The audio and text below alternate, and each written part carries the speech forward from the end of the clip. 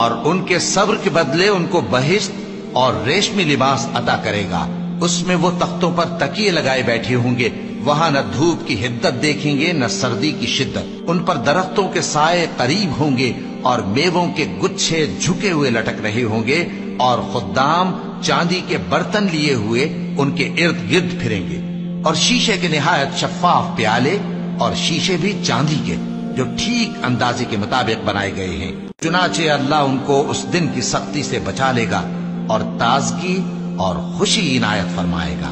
اور ان کے صبر کے بدلے ان کو بہشت اور ریشمی لباس عطا کرے گا، اس میں وہ تختوں پر تکیے لگائے بیٹھے ہوں گے، وہاں نہ دھوپ کی حدت دیکھیں گے نہ سردی کی شدت، ان پر درختوں کے سائے قریب ہوں گے اور میووں کے گچھے جھکے ہوئے لٹک رہے ہوں گے، اور خدام چاندی کے برتن لیے ہوئے ان کے ارد گرد پھریں گے، اور شیشے کے نہایت شفاف پیالے اور شیشے بھی چاندی کے جو ٹھیک اندازے کے مطابق بنائے گئے ہیں، اور وہاں ان